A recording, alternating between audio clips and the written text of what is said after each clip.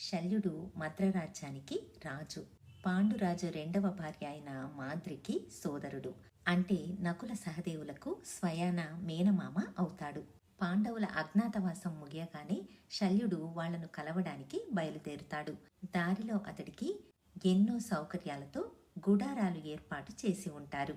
ఆ గుడారాలలో విశ్రమించి మంచి భోజనం చేసి ఇదంతా పాండవులే చేశారు అని అనుకుని విందు ముగించి ఒక సేవకుణ్ణి పిలిచి, మీ రాజును పిలుచుకునిరా, కురుక్షేత్ర యుద్ధంలో నా మద్దతు వారికే అని చెబుతాను అని అంటాడు.